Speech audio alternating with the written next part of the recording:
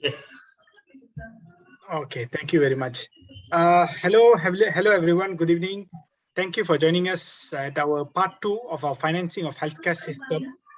And today we're going to speak more about ideas and suggestions. And for those who missed out our first part on the healthcare financing, you all can actually log into MMA's Commerce website on Facebook, and the recording of the video is actually there. And just to summarize a few things regarding what had been discussed, we spoke about the problems faced in our healthcare system during part one. And together with us in part one and in part two today, we have, first of all, Dr. S. Subramaniam, who's the former Health Minister of Malaysia. We have Professor Dr. Syed Mohammad Al Junaid, who's a professor of healthcare economics and also an established researcher. We also have Dr. Michael Jayakumar, who's the chairman of the Socialist Party of Malaysia.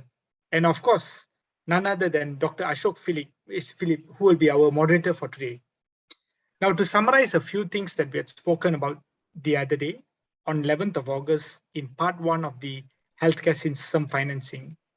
Now, few things that we notice is the split between private and public healthcare sector results in duplication of effort and a lot of redundancy.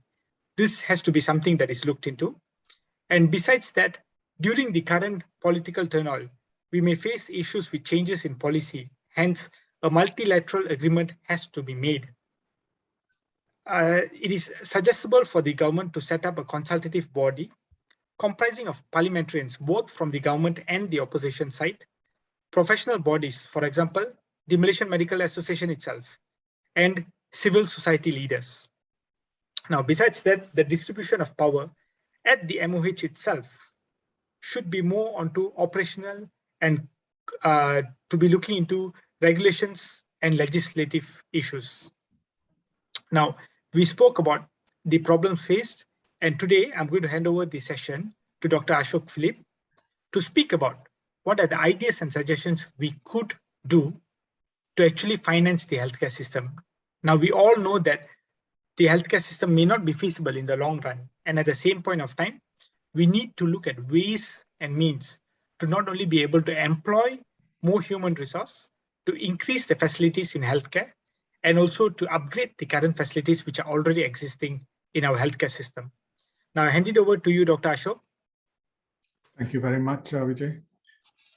Yes, I think last week was a very interesting discussion, and at least we were able to agree that not everything is going well in the Malaysian healthcare system.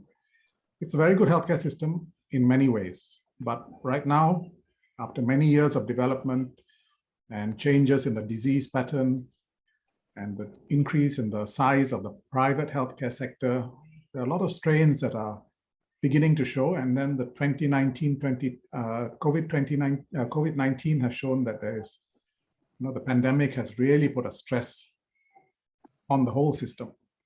So now today, we want to look more at how we move forward from here. Last week, we were looking more at how things developed, how things are now, and today we need to look at how things are going to be in the future. So I will be taking each of the panelists through the questions that we have prepared, and I hope that after that, we'll be able to get some questions from the audience and have an interactive session there. So if I may just say something, Dr. Ashok, sorry. For those who want to ask questions, we advise you all to actually type it in the Q&A tab and not the chat box. The Q&A tab can be found at the bottom of the Zoom panel, and we will post the questions accordingly to the speakers, not in the chat box, but the Q&A tab. Thank you. Thank you. Yeah, because even raising hands also, we won't be able to unmute you and let you talk. So please just type it into the Q&A tab. Dr. Vijay, Dr. Timothy, and Dr. Teo will help us keep a watch on that. Okay, so let me start this week by asking Prof. Dr. Syed first. The first question. My first question actually is, what can we do to tweak our current healthcare financing to ensure sustainability? But I think we need to do more than a little tweaking. We probably have to rebuild it. So what do you think, Prof? Yeah, when you say tweak on health financing system, I think we have to be careful, because when we touch health financing system, it's not a simple tweak. It's a major thing in the whole system that is driving the system that works to actually handle all the issues in health. I think we are looking at possibility of having either a major tweaking, or you want to do a minor reform. I think if we are talking about a minor reform, if things are actually maintained as a status quo in terms of the financing of resources, that might be a minor tweaking to the whole system. So this minor reform, I would suggest, by looking at the current system, we need to change the way that the Ministry of Health is being managing its funding. So one thing that you can change into the budgeting system. At the moment, I think if you look at the hospitals, health centers, they are still being manage the budgets based on what we call the historical budgeting. They look at what has been before previous years, and then this year they will add a few more percent of that, and that's it. And for hospital, apart from that, they look at the bed size. If the bigger hospital, they get bigger budget. This is actually very conventional and very traditional. It's good to a certain extent, but it is not actually competitive enough to stimulate one important factor in the health system, which is efficiency. Of course, efficiency works best if you have enough resources, but if you don't have enough resources, you need to actually move towards that. Other countries has moved towards what we call performance-based budgeting. This, to a certain extent, has been mentioned in Ministry of Health budgeting mechanism, but the amount of effort to put in to actually assess the performance, to use data, and then to actually turn it into a proper budgeting profile based on performance is still not there.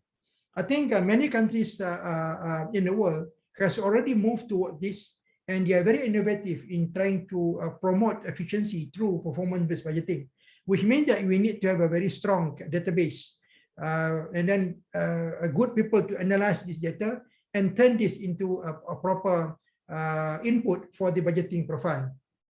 That's very important aspect that we need to look at. The second thing is that, which is quite important, I want to touch a bit one more important aspect when we are dealing with the health system financing, is the financing for drugs and also equipments and all that. I think over the years, MOH has started what we call the health technology assessment. It started as a unit, and now it has become a big department. This is interesting. If you look at the UK model, the health technology assessment is being done by a special unit which is outside Ministry of Health, and they provide very objective ways of assessing the technologies. And this is very important because drug spendings, equipments, and all that are quite, the price is increasing over years. So only those that are cost-effective intervention are taken into consideration and are given adequate budget to be performed. At the moment, I think you need to actually somehow relook at this HTA unit in Ministry of Health, and then it's better for it to be an independent body, like in most of the European countries. Then they can give a more objective suggestions to the government rather than being influenced by the petition within the MOH. So this is the minor thing that probably I would like to suggest. But of course, you're talking about the major reform. You need to change the way that the financial resources are being raised, and you might need to revisit the ideas of having a proper national health financing scheme again, and move away to a certain extent from the tax-based budgeting. I always favored the national health insurance based on social health insurance, and I think this is one way that we can actually do the major changes in the health financing system. I will stop here, Ashok. You're muted. I'll ask Dr. Subra about, when you were there in the health ministry and you were looking at a lot of innovative ways to change the way that healthcare was financed, was delivered, was administered. So what do you think we need to do now, based on your knowledge of what happened? Yeah, I think the points Prof raised just now are very pertinent in many of the issues, but the fundamental thing is what he said, is how do we increase the amount of money which we have for the health system. The idea budgeting based on performance was the intention of the Ministry of Health as we went forward. But before that, the issue to be resolved was the entire mechanism of the quantum of finance. We have already seen this last week when we all have agreed that the amount which we are spending on healthcare is still insufficient. So I think we need to relook at how we are going to increase this. And last week there were two views. One view was a kind of social insurance based model. The other view was, of course, to increase the contribution through general taxation, so we can probably increase. So, but we have seen also that although the argument put forward for that was this is a rich country with a lot of resources and it should be able to actually increase its contribution by general taxation. But the realistic thing is it is probably very unlikely that the Ministry of Health will probably get that amount of money that for us to fund the required amount of, assuming we want to increase the public spending by another 2% of GDP, for example, to get that amount of money through general taxation itself. So, but the decision whether to move forward in either direction is a very political decision. So, and it depends on the commitment of the political leadership of the country from the top to the Ministry of Health. It's not purely a decision of the Ministry of Health. It has to come from the Prime Minister, the Finance Ministry and all that, to be brave enough to move along this line. So, and to do that, I think we need whenever I used to propose strong reforms within the ministry, the first caveat which I used to say, let's make sure we put these reforms, but we must make sure that we remain in government after these reforms are instituted, and you're not going to lose because of the reform itself. So, and that will be the thing which will be the idea of all leaders. They don't want to come with a policy, and this has happened. You know, I've seen my colleagues who are ministers in Taiwan, they lost their job because of national health insurance financing.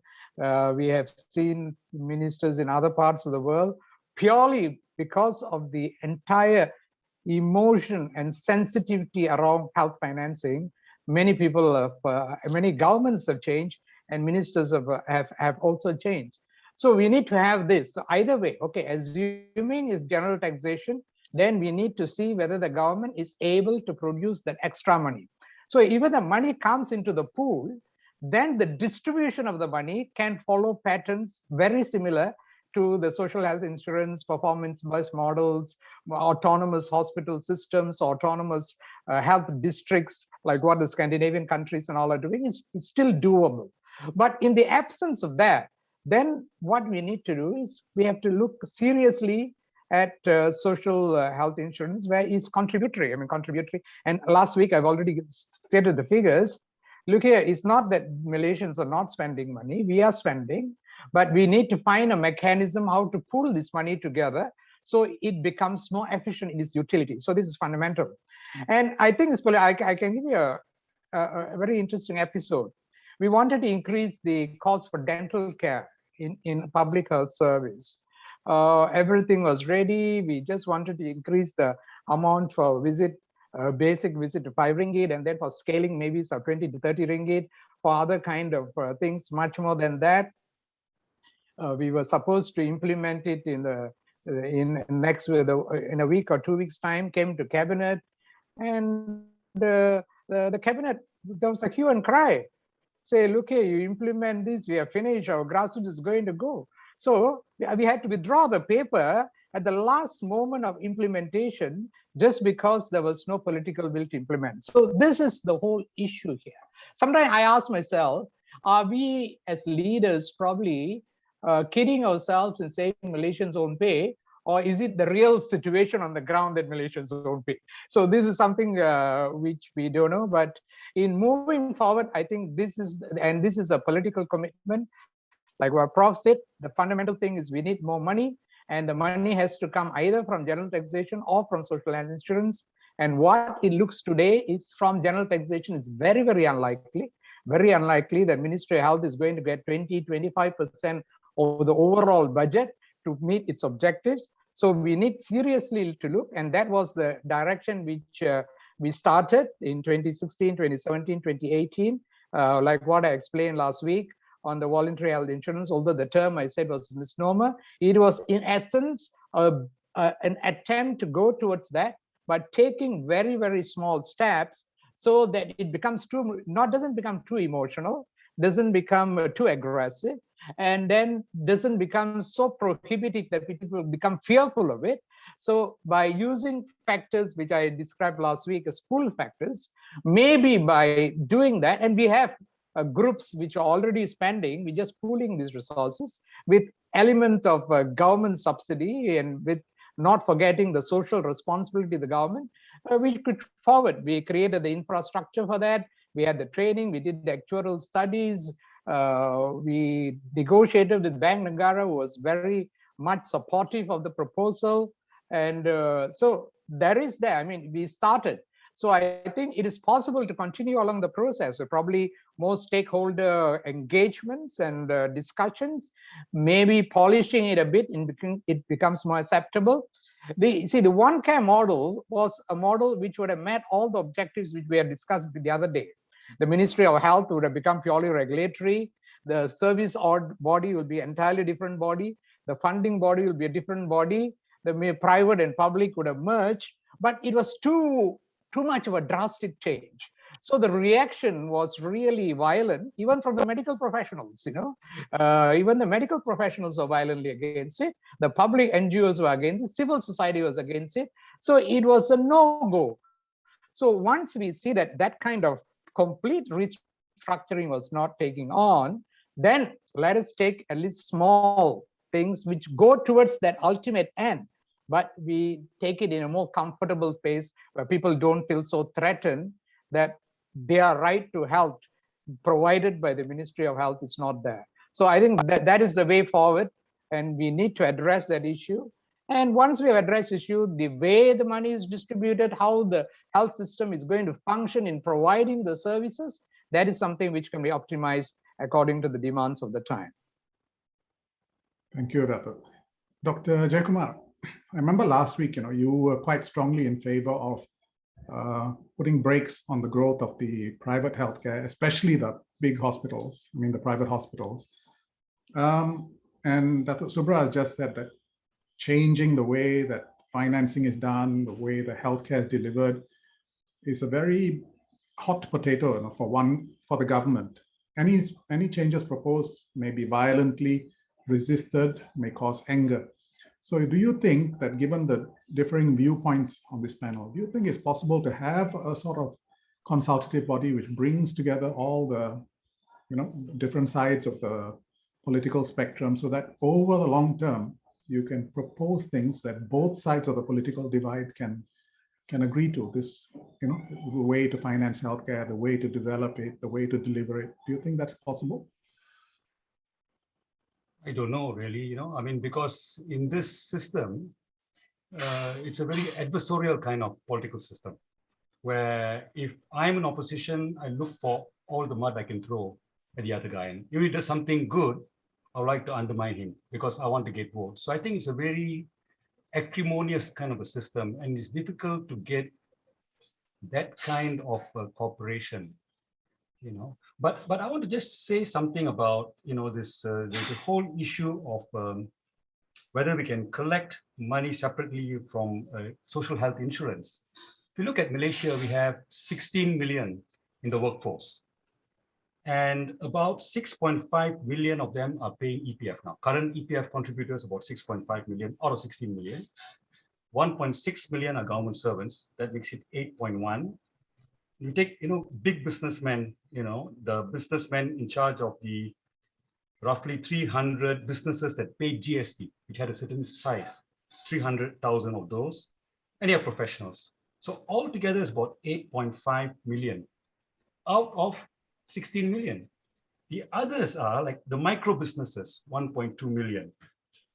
The self-employed in rural areas, paddy farmers, the rubber smallholders, the fishermen, informal workers, 3.5 million. So about 45%, and unemployed, 0.75. So million. So if you talk of that, about 7.5 million of our workforce are in the informal sector and not earning very much. So how are you going to collect money from them? So actually, if your argument is you bring in social health insurance and you save money for the government, that first premise itself is questionable, because the government will have to step in and pay for the micro businesses, got to pay for the self-employed in rural areas, probably pay for the informal workers, and even for government servants, you may end up paying for them as well. So you may end up actually paying for a larger number of people than you're paying, and the total bill may actually be equal to now or even more. That's one point. The other point is, when you look at countries in Europe where they have a large social insurance component, look at their wages. If you look at the wage in, say, in UK, minimum wage in UK last year was about 7,900 Malaysian ringgit per month. That's the minimum wage. Ours is 1,002. It's 6.5 times higher. Germany is similar. Germany is 7,800 something. France is 7,600 something per month, minimum wage. Ours is 1,002. So I mean, okay, if we can pay our workers a proper minimum wage, a proper wage, then we can ask them to contribute towards healthcare. But when their wages are already suppressed, kept so low, they're paid below the value of the labor. Okay, there's wage suppression in Malaysia. We've got to accept that. It's because we are dependent on FDI. We are competing with Thailand and Vietnam to get in FDI. So if we raise our wages too high, we don't get that FDI.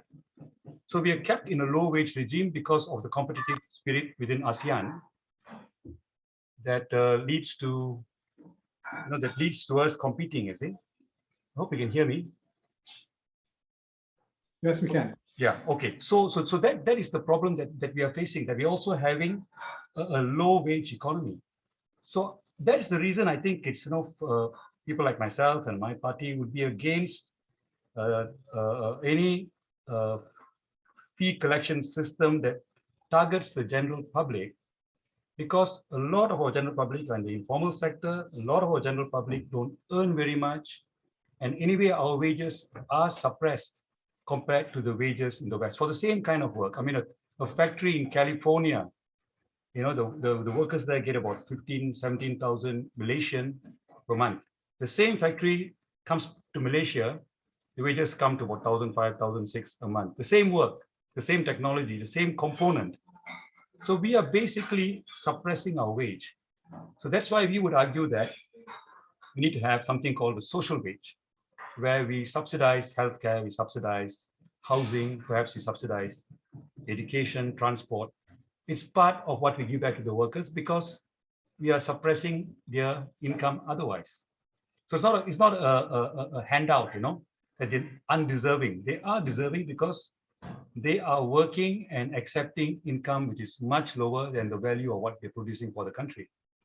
So that's where I would be coming at, So I would be going for a better taxation system and subsidization of these various components of what I would call the social wages.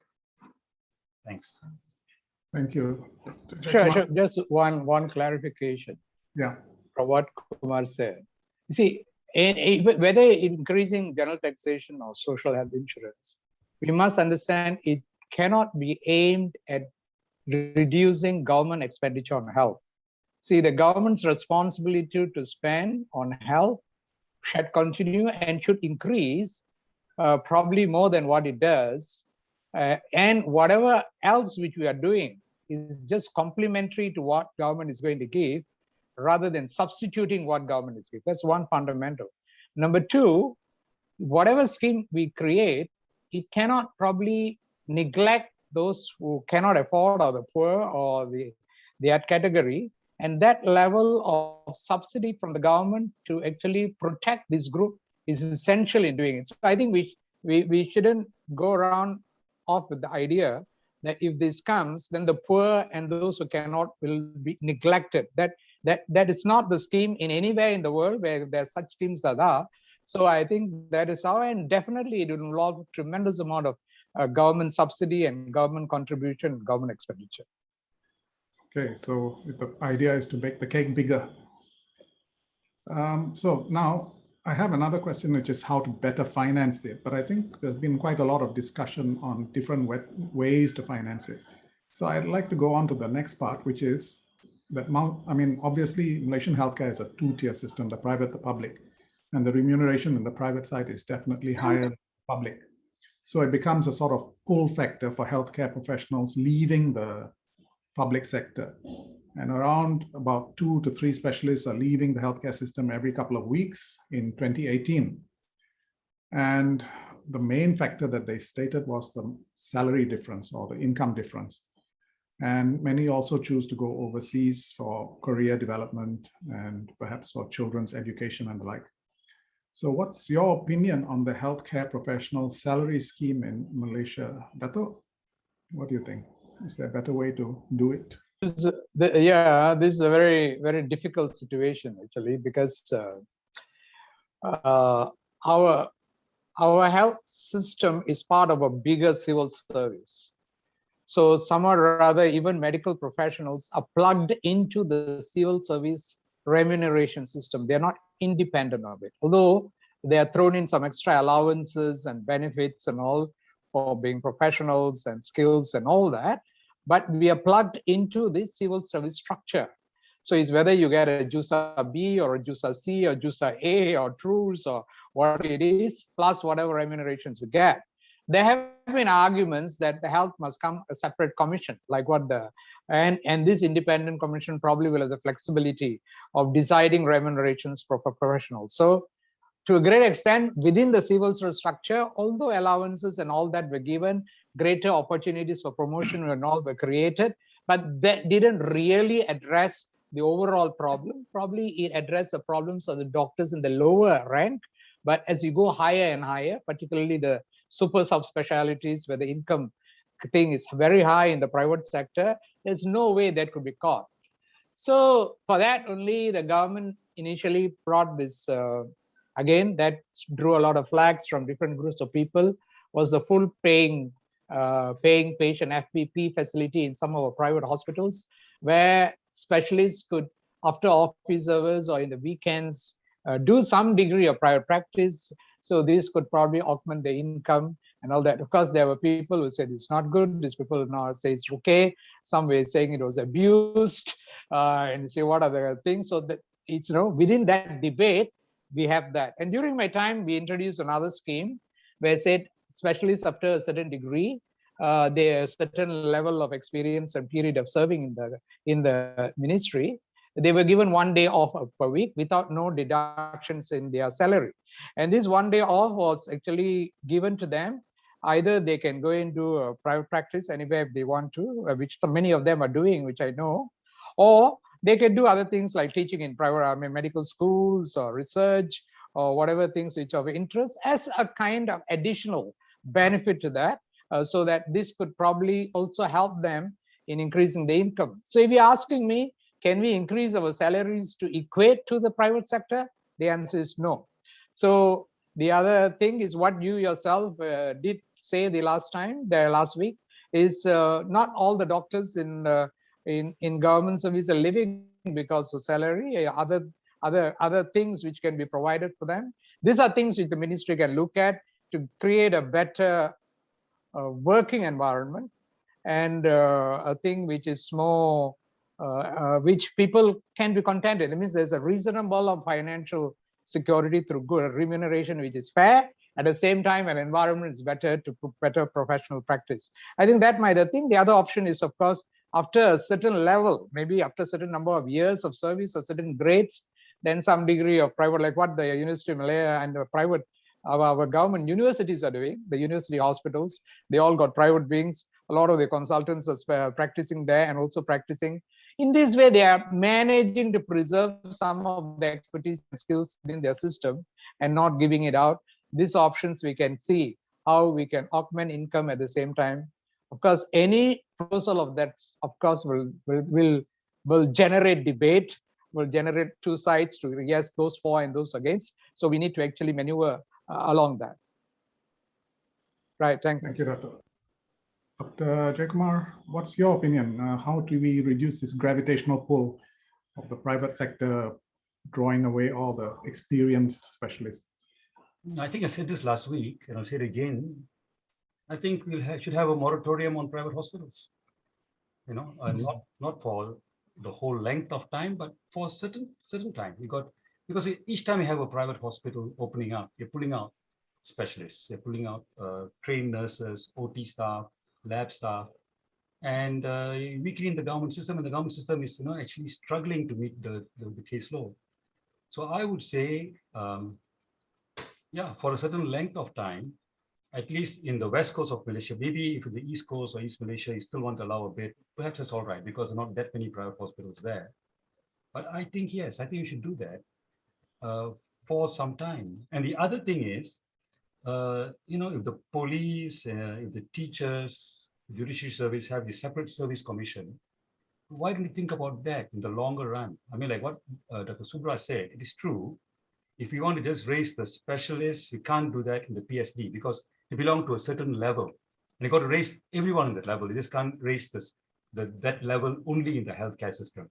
And so the budgetary consequences of that would be quite big because not only do you increase the salaries for medical specialists, but also engineers, accountants, and across the whole board of the government service.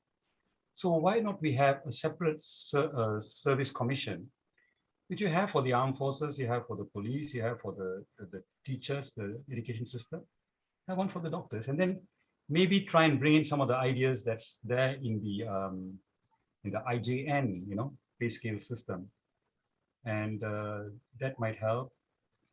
So these are things I think we need to do to try and keep people in. I think it looks like the separate service commissions are only for those that form a sizable voting bloc or have weapons. So doctors have neither, so we're stuck. Prof, what do you think? How do we stop the private sector sucking out all the specialists from the government sector? I want to revisit what Dr. Subra has mentioned regarding the full paying patient and also the private wing in the government hospital. I think based on my observation, when I visit other countries and also involved with other countries' health system, Malaysia is still actually at a much better situation in terms of the distribution of the public and the private sector, especially in inpatient care. We have about 25% of the beds in the private sector, so still the pooling factor is not that great compared to our neighbor, for example, Indonesia. They have 50-50%. So the market for outside practice is very huge, and these have a lot of impact. All these issues of trying to address the income differences between the public and private sector come into a situation where people start to propose the dual practice. This is what we see with the private wing and all that. When one of the university that I worked before, UKM introduced this private wing. The main issue is actually monitoring.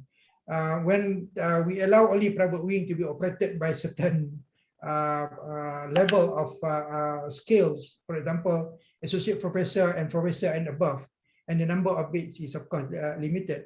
But then we have the issues of the professors are all in the private wing. The students complain because they cannot get the professors. All the professors are doing their work in the private wing, and they spend most of the time there. Although technically they are supposed to spend only certain amount of time. And there were instances where suggestions that the income from the private wing is capped into certain percentage, not more than 1/3 of all these things. But then the organizer for the private wing are not very happy because they want it to get as much income as possible, and they do not want this capping to be done. So abuses are actually rampant if we don't do this.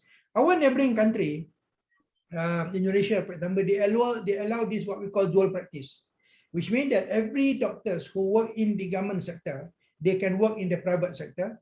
When I came into contact with the system back in 2004, 2005, there is no limit in terms of the number of practices that they can work on and all that. And as a result, most of the practitioners in this country become full-time private practitioners part-time in the government, although they are actually the other way around.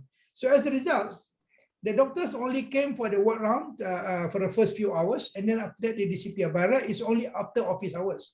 And worse still, some people just concentrate on the private sector, and then they only channel the patient that they want to do some tests to the public facilities, and this is what we call channeling, and they abuse the government services to do the tests and all that, and after that the patient was sent back to the private sector.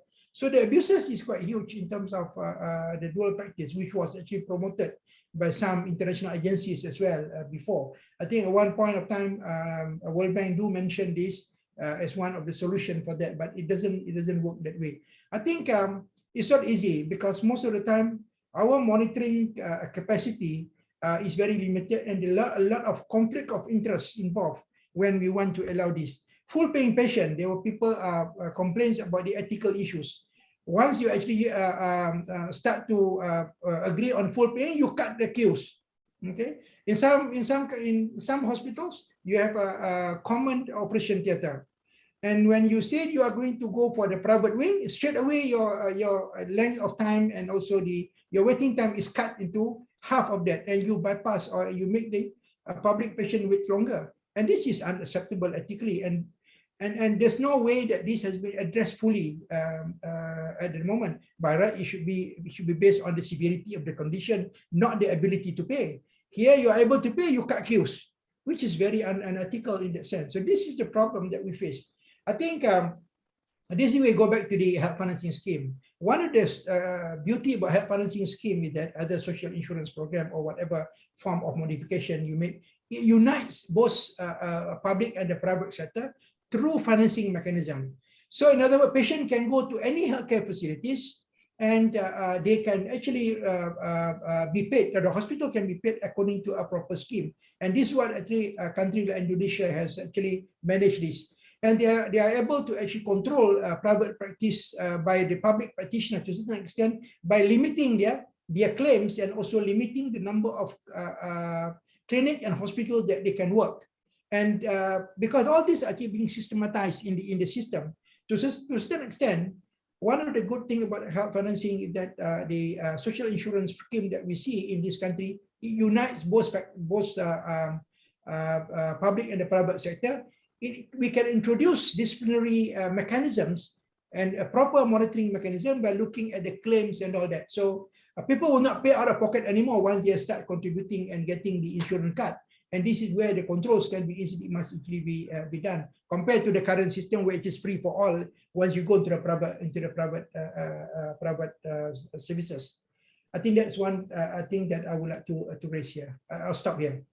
Thank you. I must, being in the private sector myself, you know, the misconception that many in the public have, many lay people have, is that it's the doctors in the private sector who are making all the money. Whereas, in fact, even now, the schedule for fees is still in the Private Healthcare Facilities and Services Act. So doctors' fees are kept, and they have not been changed in a very long time, since Dr. Subra's time, I think. And this means that, you know, almost all of the healthcare inflation is coming from the way that the hospitals are creatively bundling and charging and unbundling and, you know, extra charges here, extra charges there. They're very creative at that. They've got multiple codes, and it's almost impenetrable to anyone outside. And the other thing is that, you know, having this limited private practice, governments also sometimes close one eye because it's a way for them to avoid raising the salaries for the doctors. You know, you let them make the money outside. So just close one eye and let them do, so long as it doesn't get too blatant. So let's go to the next question, which is about how people were quite disappointed with the 2021 budget because of the rather low, less than 4% GDP expenditure. I think most of us would agree that it should be increased in the years to come. And if so, you know, if it is increased, where should we be spending the money? Should we be spending it on better infrastructure, increasing the staffing, or should we be spending it on equipment, consumables? Dr. Jayakumar, what do you say? I mean, it should be increased, but where should we spend it? Okay. I think we got spent on so many things. I mean, like, for example, we need more government hospitals, for example, in all our major towns.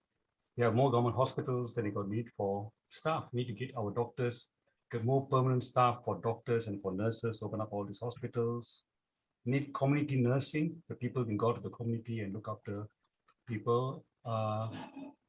You have a lot of things that actually you need to spend money on, But I think, when you look at the budget, what we got last year was a line historically. We got about, in fact, a bit more actually, got more than 10% of the national budget. Normally get between that 9 to 10% of the national budget. And when the budget goes up, we still get the same 9 to 10%. So now it's about 32 billion. But I think, Dr. Ashok, we got to look long term and say, because we're talking about reform, it's not something you're going to do in a year's time. But one of the problems we've got to look at is, why isn't our budget growing? Why is the budget, the overall federal budget? What are the problems? What are the constraints? And one of the constraints is the competition among ASEAN countries for FDI.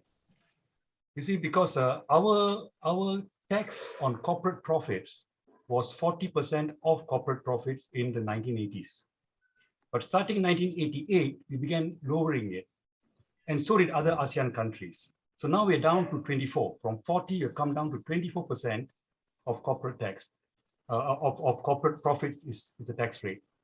And even now, corporate profits is the biggest component of our budget revenue. So the biggest component, we've been cutting it down from 40% to 24%. But we are pushed by Singapore, which is 18%, and Thailand is 19% of profits. So there is this unholy competition among ASEAN countries, all believing it's good for FDI and all that, and they're actually racing to the bottom. This is a classical race to the bottom. So I know this is a discussion now on the health budget, but the health budget is also linked to government revenues. So I think we've got to also come in onto this and say, is there any way we can stop this madness, this rush to the bottom? If Singapore goes down to 16%, then what do we do? Do we go down to 20%? Then it's going to impact our whole budget.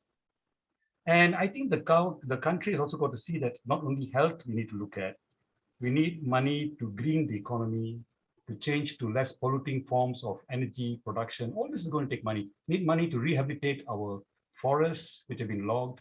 We need money to do better waste management. We need more money. The whole issue now is, where is the surplus? Where is the wealth going?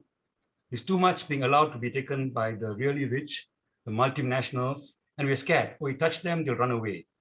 Now I agree, Malaysia cannot aggressively go against the multinationals or have a wealth tax on our own. On our own, we can't.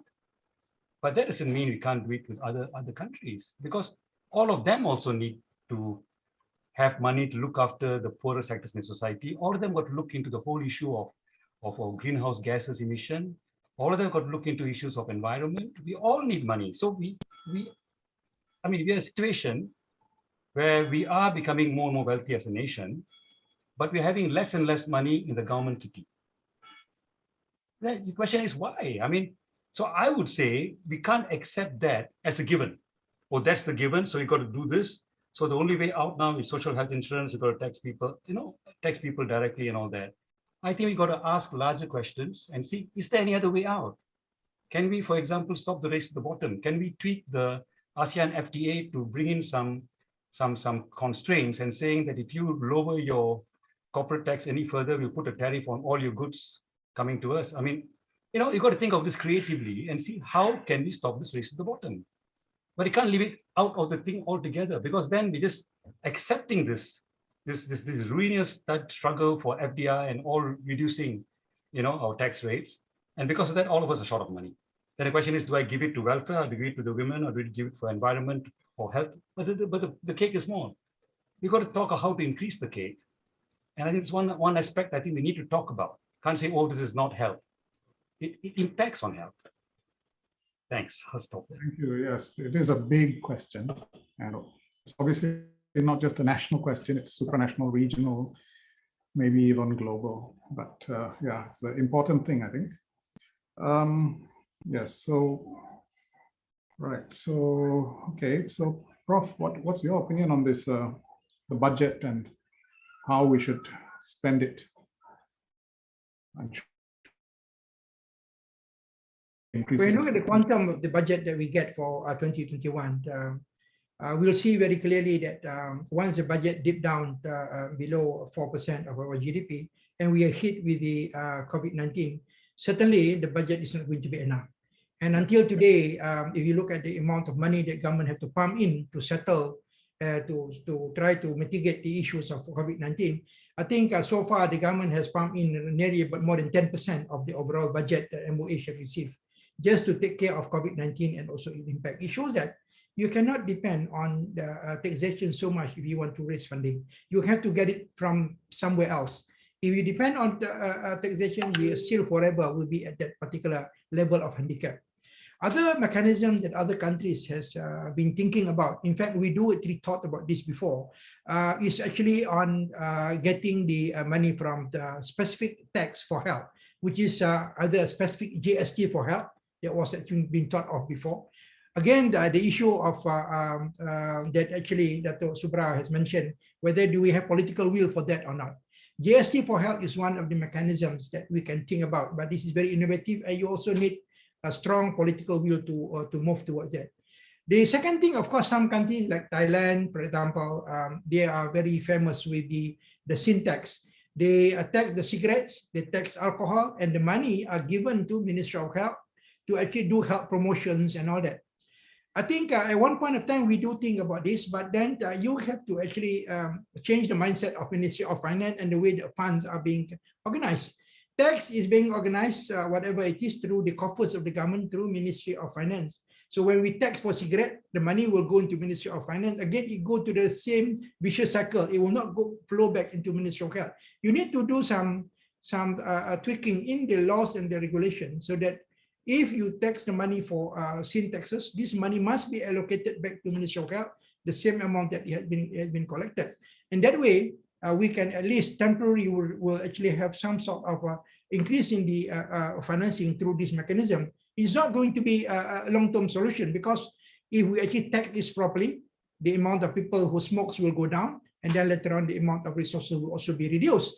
But at least for time being, we will be able to do that. So this is some of the things that have been done. I think Scandinavian country has also had a good model that they use sin tax for health quite creatively as well. So, and this is the way that we should move forward if we do not want to rock the boat so much and still continue with the health financing system based on taxation that has been discussed before. That's my views, Ashok. This sin tax idea has been mentioned before, but like you said, it's the Ministry of Finance guarding its turf, not too happy to, have its hands tied and give the money without conditions to the Health Ministry.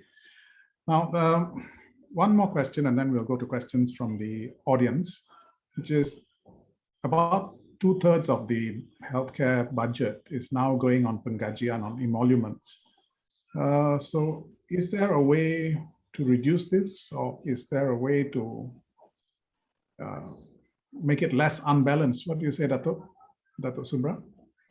Well, we are a large ministry. I think we probably have about 300,000 employees at the ministry.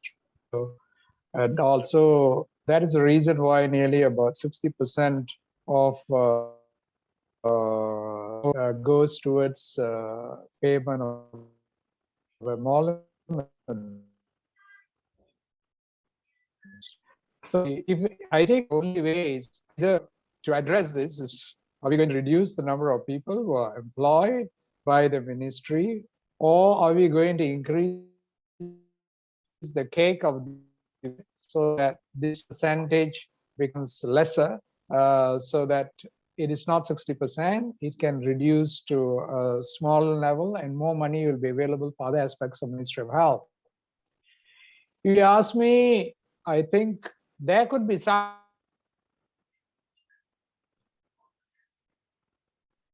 areas of science, So the only solution to that will be to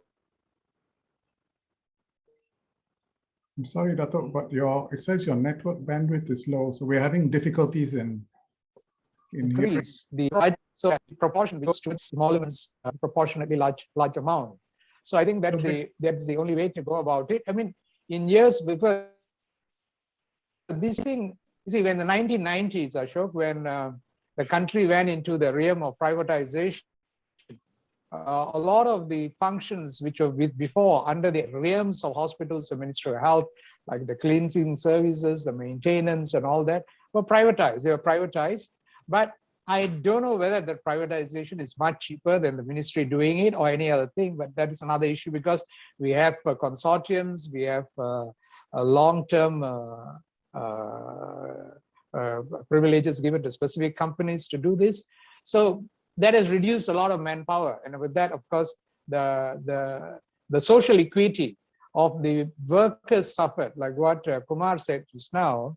If you look at the benefits which an employee with the government system, I'm talking about lower rung employees, not the super specialists. The lower rung employees what they get in the government, in the private, is far different. Of course, the benefits within the government system are much more than what they get in the private system. So already there is this punishment when it's privatization to the lower rank officials. So I think the solution will be, I come down, maybe optimization through efficiency purposes is possible.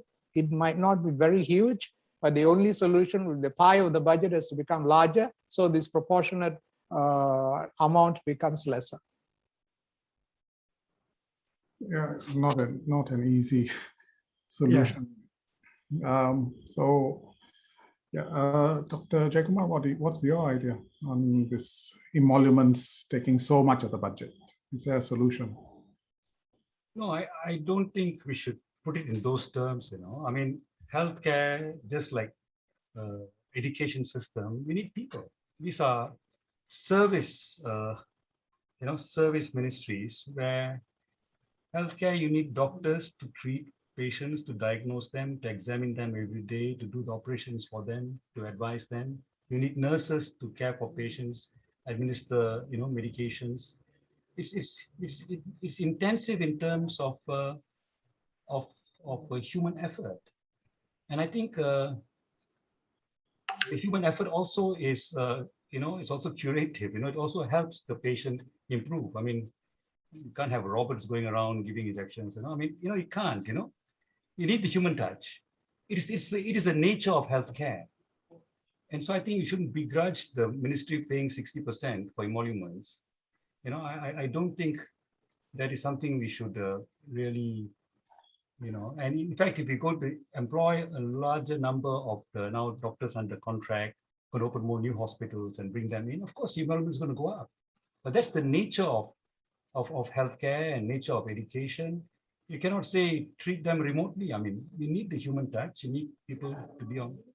So I don't see that as something quite valid, no? And anyway, like we have already said, these people are being paid less than what they could earn in the private market outside. If our senior specialists, many of them are staying on because I think they love the work they do. They want to serve people, and they find that despite the fact they could earn maybe double outside, they're staying here. It's because of a commitment. So I think we've got to recognize that as well, instead of being so stingy and trying to cut their wages further. I don't agree with that kind of thinking. I don't think anyone should cut their wages, definitely not. But at the same time, having 2/3 of the money going towards salaries and only 1/3 going towards, development and building new hospitals and the like, is also not a sustainable thing in the long term, especially as salaries will continue to, bigger and bigger portions. So I think the only answer is really to increase the healthcare budget, increase the amount that you're putting towards development. And again, this is something that we've been coming back to again and again and again. And everybody agrees we have to increase it. The only thing we cannot agree on is how to increase it and how to finance that increase. So, Prof, let me just let you have a few words, and then we'll go to questions from the audience. Yeah, actually 60% of the overall budget for emolument or salary for healthcare is not that bad. I think internationally, if you look at most developing countries, this is the level. If you go actually lower than that, then you will have a lot of consequences in terms of people not being paid well, and then it will have an impact on the quality of care. We cannot, I mean, it was interesting, you know, last few months, one of the KSU from one of the ministry was saying that we are paying too much in Ministry of Health for salary. I think he cannot be comparing this to PTDs, you know. PTDs, they can actually ask someone else to do their work. But here, if the surgeon has to operate. You cannot just let ask somebody else to do it without his assistance. I think these people who make this statement, they must understand how actually health system work, and it should not be the KSU or Ministry of Health if he's actually making such statement. You know, they should actually be more critical and looking at their defending the doctors they are getting this. The important thing regarding the other parts of the pie, which is important to manage. For example, we are left with about another 40%, which is for drugs, for equipment, and also maybe for other development. Drugs, for example, I think Malaysia has done quite well in terms of trying to increase the likelihood of using generic drug rather than branded drugs. Although some of our doctors, especially the specialists, still prefer branded drug to a certain extent. In some countries, this might be due to the influence of the drug companies that give you some incentive to the doctors to prescribe branded drug, which is, and also they sometimes campaign it through patients saying that this original drug is much better than the generic drug, and try to push for MOH to buy this drug and get it, which is very unethical in that sense. But I think the other thing, Malaysia to a certain extent has privatized the drug distribution, and then I think privatization in Malaysia to a certain extent has gone to a certain level of inefficiency. By right, if you privatize, you should increase competition. Here we privatize, we give actually rights to one particular company, and that monopolize. Privatization with monopoly by certain companies is actually a recipe for disaster. This is what happened. Drugs that are being channeled only by one particular company who are given the rights to actually distribute the drugs, they take a lot of profit from that. It will increase the price unnecessarily. I think if you want to privatize, do it properly, increase the competition rather than giving the monopoly. I think we cannot reduce the salary proportion so much, but we can actually increase efficiency from other component of the whole budget items actually. Yeah, thank you. Thank you. Yeah, like you say, privatization by monopolization is a recipe for disaster. So let's go to the questions from our audience. So first, the question says that our payment for registration at Klinik Kesihatan, emergency, etc., has not been increased since 1982, and the study showed that more than 65% of people won't mind a small increment. So why is the government not increasing that registration fee? I'll ask Dato' Subra that question. I think I answered this question just now, because I myself asked this question, whether it's a reality that people won't pay, or is it a fear amongst the politicians that people won't pay? So it's essentially it's a political will to decide the quantum to increase. But again, this monumental increases from 1 ringgit to 5 ringgit or whatever it is, although it might to some degree increase the income of the Ministry of Health, but that is not going to solve the major problems which we have been discussing the whole day. So what we need is actually a major change in the way we do our financing to resolve this, and whatever increases which we are suggesting, that will come within the ambits of those financial reforms.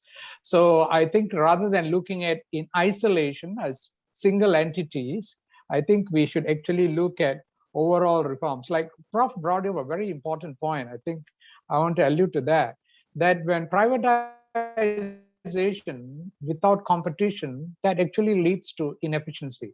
And we have not, over the years, nearly maybe about 30 years of privatization, actually create competitors in fields, so, and that is another issue, because over the years, some people develop their capacity, their acumen, their skill sets, and their knowledge and ability to do certain things, whereas opportunities were not given to their competitors to do the same.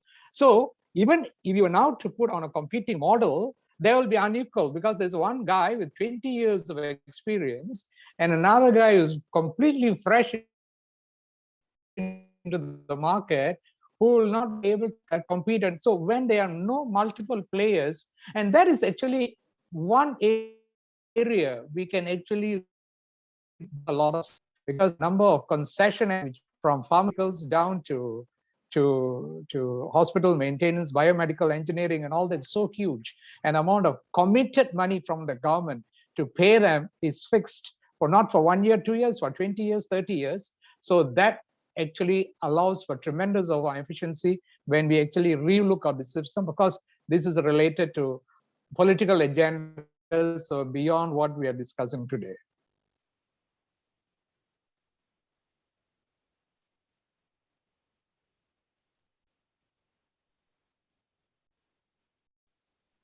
Ashok, you're muted.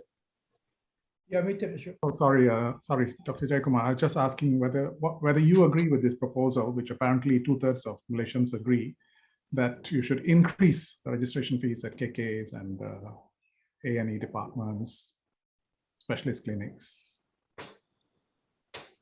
No, I don't know who are the two that agree, really. I mean, I think it'll be very unpopular.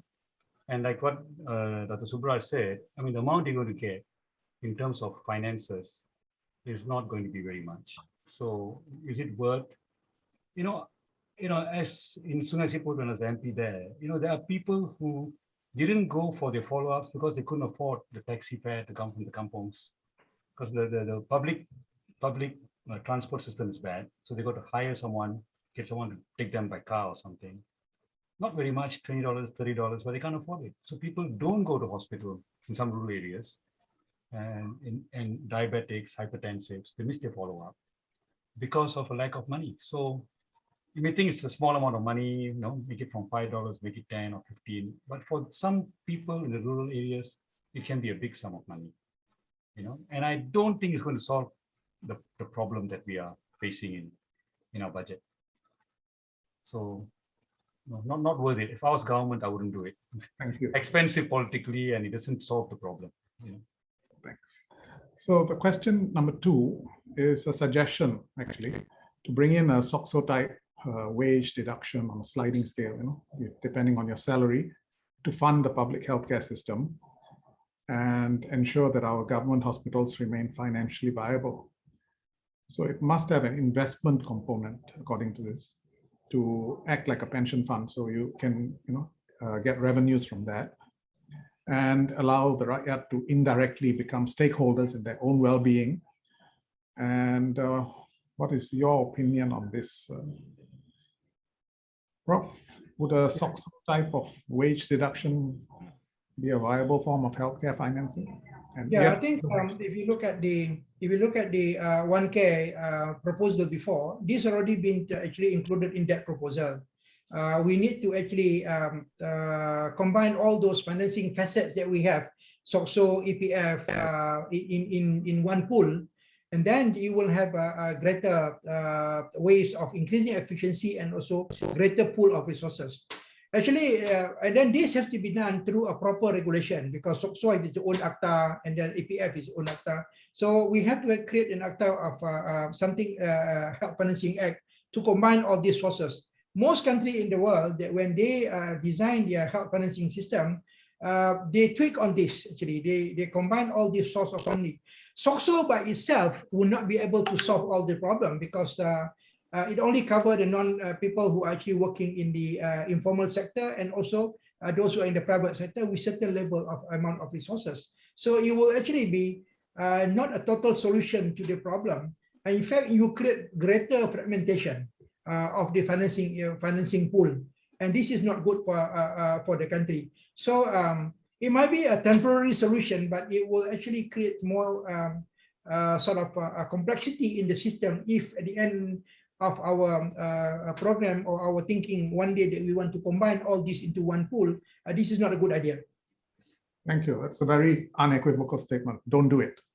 Yeah. Ashok, there was one point which was in that question I think we need to clarify. That is any kind of social health insurance is based on solidarity, and it cannot be an investment model. I think this must be very clear. So when people think that this is a pension model, that means they put their money and when they retire, they can take the money back because they never fall sick, that whole scheme will not work. Yeah. So it has to come from that angle that what you are giving is if you are healthy, good, you are subsidizing those who are sick. That's a greater goodwill you're doing. So that is the fundamental principle. And SOXO doesn't work on a pension model. SOXO is a solidarity model. So it's not a pension model. So if you are disabled, you got accident, you benefit from SOXO. But the vast majority of SOXO contributors don't get anything out of SOXO, although they've actually contributed throughout the entire life. And that is how it works. And that basic principle has to be recognized and accepted. Yeah. But to be fair to the asker, I think what he actually means is that the funds collected should be reinvested and generate new income, not to pay back to the investors, as it were, but to finance itself.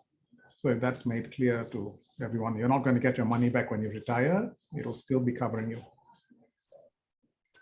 So let's go on to the next question, which is that, a question regarding the quality of public healthcare. We all know that public healthcare in Malaysia is actually of excellent quality. It sometimes takes time to get things done, but the quality is very good.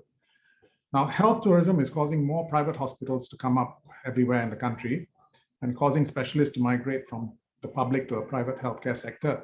But 70% of our public still depend for their healthcare on public hospitals, even though only about 30% of the specialist doctors are left in the public sector. So of that 30%, only a small percentage have more than 10 years of experience. So this causes a brain drain. Basically, this health tourism is causing a brain drain. So policymakers, the questioner says, should take a bold step on this matter. And what can be done to stop the opening of new private hospitals? I mean, of course, we have the power in the Private Healthcare Financing and Services Act because you have to get a license and all that. But what policy should be set in place to control the opening of the new private hospitals? Dr. Jayakumar has already said that we should do this. We should put a moratorium, at least on the West Coast, on new private hospitals. But what do you think, Dr. Subra? Should we do this? Well, it will be a difficult proposal because we are on a free market enterprise, and we cannot say that private medicine has not served its purpose. Okay, forget about hospitals. The GP clinics are nearly about 7,000 odd GP clinics throughout the country.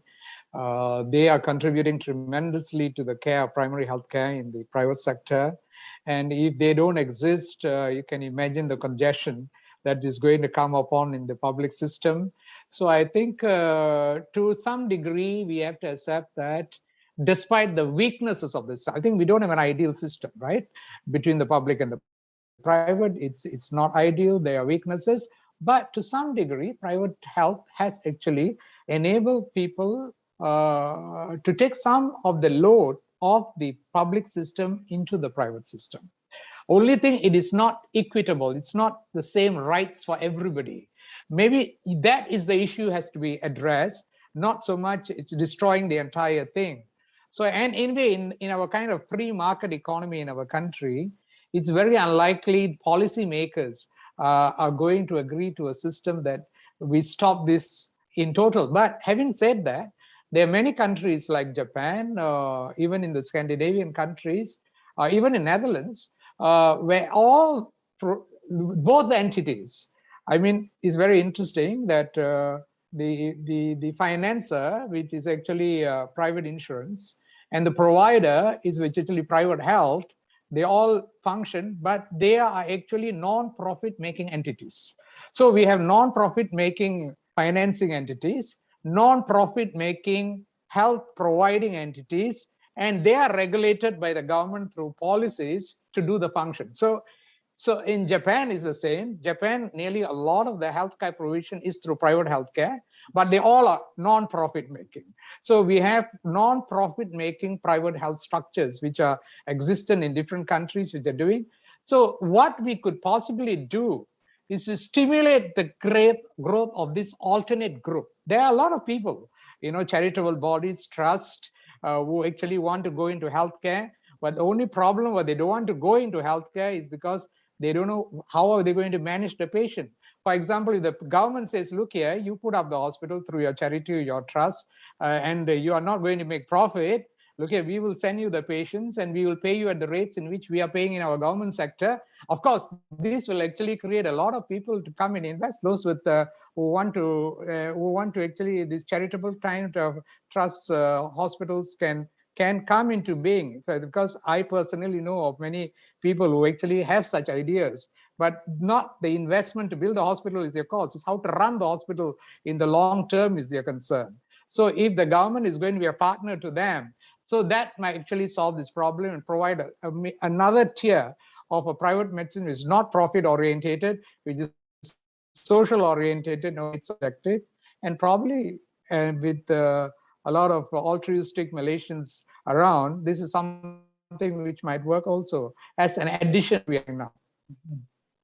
But then that's what the biggest investors in the private hospitals are government or government-linked bodies. So if the government has the political will, it could basically turn these into non-profit bodies as well. The biggest chains would then become non-profit. I don't think that's going to happen though. Yeah. So, Dr. Jayakumar, would you like to say some more? Because under CCAPS, they have a lot of power to license and regulate private healthcare facilities. And presumably they could also zone them. They could say, okay, you can't have it here because there are too many hospitals. If you want, you can go and, go 20 miles down the road or cross over to the East Coast or something. Do you think that would be a way to do it instead of just banning it out totally? Yeah, I think you need to. You need to at least curtail the number of new private hospitals coming up. That's really causing the brain drain. There's no doubt about that. And I think here we're very clear. We're not saying stop all private hospitals or nationalize them or close them down, or even the GPs. Not saying that at all. You're just talking of new private hospitals. And I think there's a problem in the way in which the government conceptualizes the whole thing, because they see healthcare as a commodity, and they see that health tourism is a revenue earning process, and they want to earn money from that. And they refuse to see that the whole system is one whole, and when you develop one part of it, it can actually draw away staff from the other part of it. The system is interrelated, integrated in that way, interconnected. So I think those are, willfully perhaps they look away from that, So there is a problem in conceptualization, being honest. They always say let the private look after the richer patients, let the government look after the poor, but the private growing at an uncontrolled pace actually undermines the public. That's a fact. And I think we've got to look into that and take it on as a fact and see how we adjust that. So I think the government can do it. Like you just mentioned, in fact, if we bring in this policy, the existing private hospitals will not be affected. And neither will the existing specialists in the private sector be affected. In fact, they are actually helped because their market isn't divided up with more private hospitals coming in and stealing away their patients, So they'll be quite happy. They should be quite happy, really, So I don't think you'll have that much of resistance to it, And the people who really be affected are the government's doctors who are thinking of going out, and then they don't have places to go to. They are the ones who are probably the most affected. But then we're also saying, look, a special health commission for them, increase their pay a bit, and all that. I think we'll look into that. We'll look into the country's needs. It has to be a bit balanced, extra benefits to those who are forced to stay in public, while at the same time curtailing the growth of private hospitals. Yes, I'll say that. Thanks. Okay, so there's a comment on the... Ashok, can I just comment on what we are discussing at the moment before we move on to the next point regarding the private healthcare? I think I want to bring a little bit of the economic theory. Why is it people want to control private healthcare? there is a hypothesis and a theory in health economy which we call it the supply-induced demand. This is where when you build more hospitals, the cost is not going to go down, but it's going to go up. The reason is because the more doctors you have, the more facilities that you have. After you have saturated the demand and the healthcare practitioners start to stimulate unnecessary services, and this is what we call supply-induced demand. This is what we do not want to happen. That's why in many countries, there are something that being done apart from zoning, where they actually ensure that certain practitioners hospital can only be built in certain areas after it been saturated. And also there is also another concept which is very good in Europe that has not been implemented in many countries except a few, is the certificate of needs for certain facilities. For example, MRI services, the CT scan, for example. In some countries, there is certificate of need, even if it is in the private sector, to buy and to actually acquire this equipment, because it will actually drive up the prices, because once you acquire the equipment, if there are not enough patients who actually come to the hospital, everything that are slightly related to that particular condition will be sent to these facilities. If you have an MRI and the patient have got a headache, all headache patient will go through a MRI of brain, for example. So this is where certificate of needs to bring in. So you need to control for efficiency purposes, apart from other things that we need to discipline the system a bit. Yeah, yes, disciplining the system. That's another big topic for another day, I think. Right. So, Sure. Can I just say something briefly? I think what the professor brought up, I think is a very important point. I think the way in which we fund a public healthcare system or any healthcare system, if you're not careful, will induce perversities. Perverse outcomes. Like, for example, you're talking about the MRI situation. You have too many MRIs, you're not having enough turnover of patients, then you create the conditions, to have more MRIs done. So similarly as well, if you're going to pay hospitals by performance, how many scopes do you do, or how many stents do you put in, then the number of scopes and stents may actually go beyond the optimum. We get overdoing it, because then you can earn. So you must be aware of that. If you link what the hospital, now right now Malaysian hospitals, the government hospitals, get a global budget. So whether or not you do a stent for a particular patient or you do an appendicectomy for a particular patient, it makes no difference to the money you get from the government. But once you go to the so-called performance system and you have DRGs and all that, it doesn't solve the problem, because DRGs can be cooked up. What belongs to a lower DRG can be elevated to a higher DRG, the person given the treatment for that, and the hospital then claims. So there are what are called perversities, when clinical decisions are also colored by financial considerations. And if I'm a hospital administrator, I want more things to be done on less complicated patients. So we do it without problems, and I earn the money, then I can use the money for the hospital, you see. So as an administrator, I'll be pushing my doctors to do more interventions when it may not be that indicated. And then again, when you start paying hospitals mainly on this kind of patient encounters and treatment, then what happens to prevention? Prevention is no longer something that earns money for you. yeah. So there are a lot, you've got to really think carefully when trying, because I think I see there's some fascination among some people to use a common market. You have a common fund, then you bring the private and the public in, and you use the common fund in a common market to pay them by services. There's a certain elegance about it. You try and integrate the systems functionally using the common health fund. But you got to look into all these other issues, The way in which you pay the doctors and the hospitals can induce behavior which is not quite efficient and not quite good for the patients. I think we got to be aware of that. And often not quite ethical also. Yes. Yeah. You touched a very important issue on DRGs, which I cannot be silent. I need to respond to that. DRG is more sophisticated than what you described. What you are describing is actually a fee-for-service system. This is where people actually abuse the system by giving more services. DRGs with good control mechanism, because through DRGs you have mechanisms to actually track the way that people do codings and all that, and you leave a trail of that. So that is the beauty of that. I think Vijay, you need to organize another conference, another webinar to talk about provider payment, and we spend more time on that.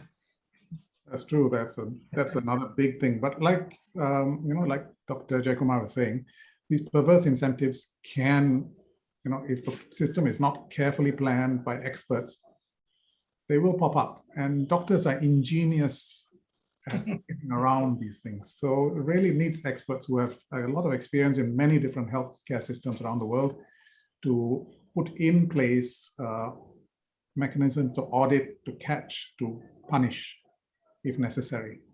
Okay, so there's another question especially directed to Dr. Subra, which is, related to the manpower. And the question is, how would you have resolved this issue that has come up of the young contract doctors? How do we get out of this mess that they are currently in? Right. I think we have to look at this current situation in the light of the broader issue of why we landed up with this issue. Basically, it's a failure of the supply-demand mechanism of the production and the utilization of doctors, which has led to the situation. And of course, when you want to do this, of course, you have to look at how do you solve the current problem and how are you going to solve the long-term problem, right? So if we throw in a hypothesis, for long in Malaysia, for long, maybe even until 2008, 2010, it was a demand market. That means there was capacity in the hospital services, posts were not full, there were a lot of vacancies. So anybody who came in was being able to be given a post. But over the period of time, from then onwards until 2015, 2016, what happened was the number of supply was so much more than whatever space was there. So it reached a stage that there was the system was not able to absorb. So we go back to another hypothetical concept. Would it mean that in Malaysia, the Ministry of Health should employ all doctors of Malaysian origin who come in either from local or foreign universities and permanently forevermore and continue doing this forevermore? Conceptually, is this something workable or not workable? It worked all this while when demand exceeded supply. But we have reached that point in history where you have to look at this hypothesis, whether it works or it doesn't work. So when trying to address this, the ideal situation will be if the supply and demand meet each other. You know what they did in the teaching profession in the Ministry of Education? For long, teacher training was completely related to the supply, the need for the Ministry of Education for teachers. So the Ministry of Education dictated the number of places in teacher training institutes, and you only when you are trained under that allocated quota, then you're given spot. Then what happened was private education came.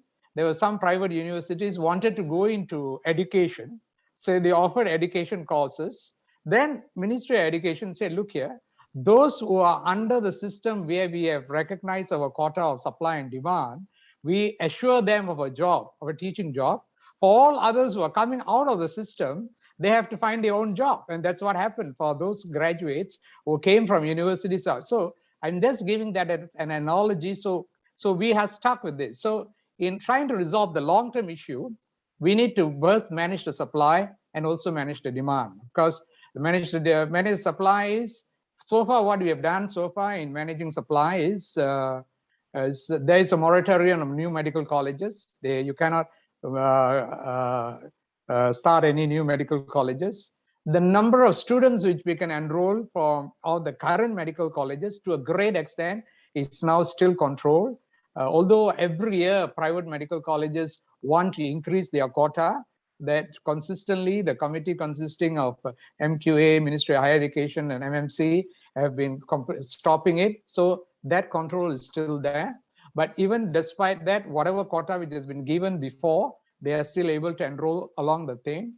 There were a few other things we tried because in trying to resolve this, at present, the entry requirement to go into medicine is actually 5 Bs in SPM level. It's a basic thing. So, and we actually studied the number of students. This was probably relevant 20, 30 years ago, when getting A's in SPM or MC of those days was a very, very difficult task. But today, when we saw students with 10 A's, there were 30,000, 40,000 of them getting 10 A's. So we thought this 5B was irrelevant. So I actually proposed to the Ministry of Higher Education, let's increase this bar to 5 A's. And we have enough pool to get, we need probably only 3,000 guys to apply for medicine. And we have ample choice from that group. Of course, there was a violent debate, Ministry of Education, Higher Education refused, and that proposal actually fell flat. So it still maintains that. Why we came with that, we had a similar problem with nursing. At one time for nursing, you just have 5 passes, you can actually go into nursing school. So at that time, there was flooding of nurses in the country. The moment we changed the bar to 5 credits for nurses, suddenly a lot of things, and now I tell you, the rate of unemployment of nurses is reduced tremendously because of just the entry requirement was raised. So there are ways in which we can actually tweak the supply. As far as demand is concerned, at present, our hospital bed ratio is, I think, is a 1.98 for 1,000 population. This was the figures given for 2019. And so even if you were to increase it 0.1, it takes 5 years, one plant by historical process, at least takes 5 years to increase that to 0.1. So assuming you increase it by 0.2, which means it will give you some 6,000 extra beds.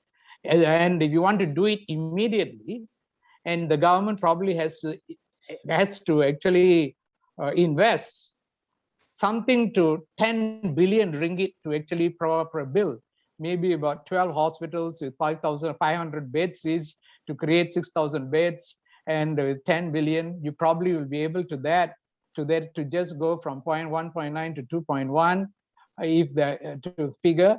But even if you do that, you probably only be able to increase the capacity by another 6,000 to 7,000. So you see the constraints on how to increase demand to meet up this is also another issue.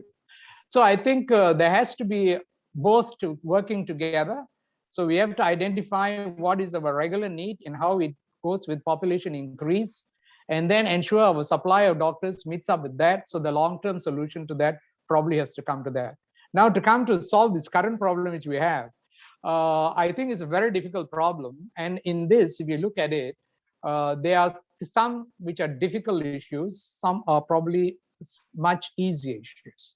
So if you look at the easier, if I see the issues, one is of course permanency of tenure. That means you have to be employed on a permanent basis. Number 2 is right of having a right to go and proceed for specialization and giving opportunities to do that. Number 3 is the fact of remuneration should be equal to the same. And number 4, the system must be transparent so that we know exactly how the government is going to absorb people into the system. These are the issues in which I think 2 or 3 of these issues can be resolved with some kind of understanding. And one solution which I think might address at least 2 or 3 of these issues to be increasing the period of contract. Assuming we say we increase the contract period to 10 years, for example, if we give a period of contract to 10 years, then it will make sure that during that period, the doctors can be given, all should be given equal opportunity for specialization. So it will meet that specialization needs. By 10 years, I think most people would have decided, would have been some training, should be able to be ready to already be in a system of specialization. So at least that will be resolved. Number 3, if all of them are 10 years, they're on contract, then this 2-tier of one person being more equal than the other doesn't come. So all will be getting the same remunerations and no changes. And then at the end of the day, the time itself might find a solution to this problem.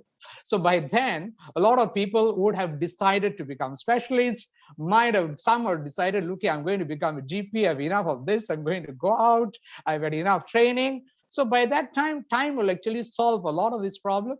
and we will be able to move forward, and the government will be in a better situation to say who are the people. So I think if we want to fight for it in the system, is to identify things which are doable and go and fight for that, rather than if you go on the permanency of tenure issue, then that for the JPA is a big headache, because they have to plan for your life, your pension life, your wife's life after span, and the entire thing. And they will be very, very slow in this process. They won't be able to duplicate it very fast.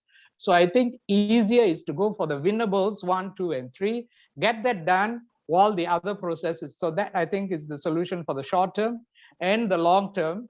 And that's the only way. I think eventually we hope we will be in a situation where the number of doctors produced and the number which are required the same. And one more thing, Ashok, I think you are in private sector, you see the consumption of medical offices in the private sector is very, very low. If you take your hospital, Makota, I think you have, I don't know, 100 specialists or more. But medical offices, I can count by the hand, maybe 10, 12, 15. So if we can restructure the private hospital mechanism of function, this was discussed way before, where the 10 physicians in a hospital can actually work under a unit that can be supported from medical officers, then you become a training ground. So if that is structured, then there will be a new scope of employment which is available for these doctors within the private structure itself. Otherwise now, the private hospital, except for the accident and emergency and few other areas, or health screening and wellness clinic, there's no role for medical offices. So I think this alteration into the structure of the private hospital structure, and we identifying the requirement and making sure supply meets demand, can be the solution for long term. Short term, I think those issues which I said, they are doable, achievable, and I think if those people who are handling it, probably you have to go along that track. I think it's very interesting, Dato Subra, that you mentioned this 10-year contract, because this is exactly what SCOMOS has suggested to the Ministry of Health, that you give everyone a 10-year contract, and by 10 years, you know whether they're going to specialize. Even if they don't want to specialize, they are safe as general practitioners. They are well-trained, because the MOH is the best training ground for them. So I think the problem is that some of the younger doctors do not favor this 10-year contracting. They would rather have the permanent position with EPF instead of pension. But thank you for your views on that. It's very good to see that you're very similar, probably great minds think alike. So let's go on to the next question from the audience, which is about PERCA B40, which has some features of the One Care, perhaps like a One Care Lite, where the providers that are GPs and government health clinics can see the patients from the B40 group who, I think they have a card and they can go to these participating facilities and do early health screening and programs like that. So more of a preventive program, health promotional program. And so perhaps that can be expanded, perhaps that can be used as a base to build up on towards a more complete health financing system. But of course, it's still, the big question is how to fund expansion of it. The question always comes back to funding. How do we fund it? Do we pay more taxes? Do we collect money from the SIM taxes? How do we do this?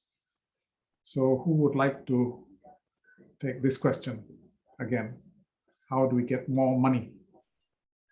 I think, Ashok, this is doable. I don't think there's going to be it's a matter of just tweaking our budget. Assuming we say we need 2 billion ringgit per year to do this program, I think it's within the facilities of the government to actually identify and allocate this 2 billion. Like what Prof said, it's, we were doing a very strange thing. For long, we were subsidizing sugar. Malaysia was one of the few countries who were subsidizing sugar. So I think somewhere in 2015, we told the government we must take out the subsidy. And so we were subsidizing something like 30% of the cost per kilo of sugar. So because this is historical, it's a cultural subsidy to meet up to the sweet tooth of Malaysians. But of course, when we took out that subsidy, consumption of sugar didn't go down. So the government actually made a lot of money. So on that, likewise, like what Prof said, the taxation on tobacco, the taxation on alcohol, which have actually been put into pools like in countries like Philippines and all that. They give a term of sin tax, but I don't know whether we need to use that word. But they collect that money and they specifically use it for very specific health programs. So if we can actually take this kind of money, which will come to maybe about 2 billion, and said, okay, we will allocate this amount for GPs to take care of people to do maybe particularly the NCD management beyond certain, and then of course we need to systematically tell what are the outcomes which we expect from this management for remuneration, and what are the things a GP has to do.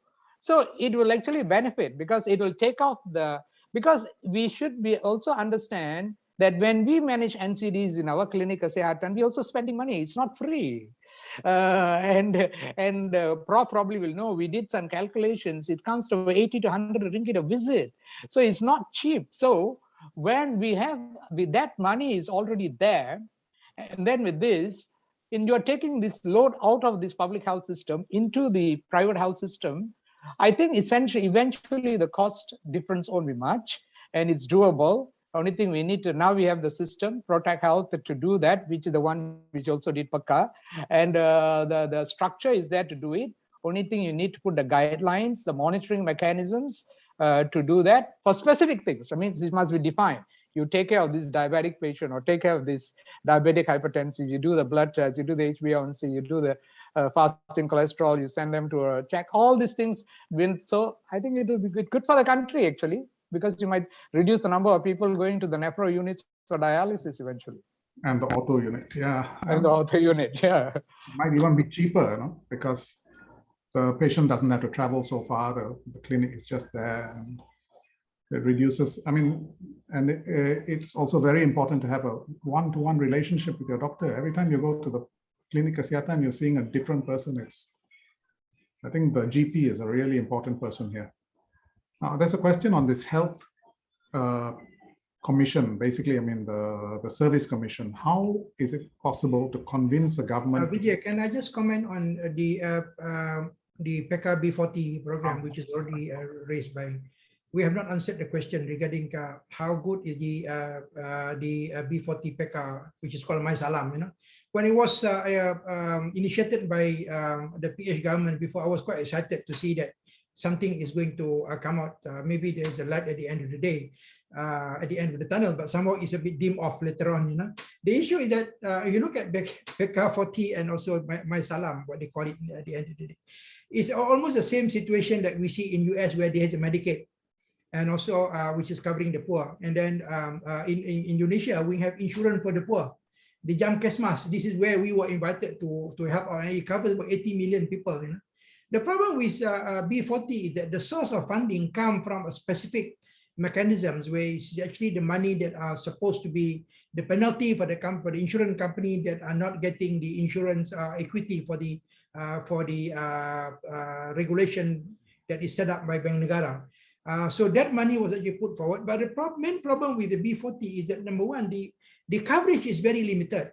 And then the way that it's being implemented, they follow the same principle of the way that the private insurance is being implemented. So this is because the source of money comes from private insurance. This is where the mistake is. I think the whole system has to be revamped if you want to actually make it a significant source of funding for the B40 group. The way that it's being run now, it's not going to be sustainable in long term.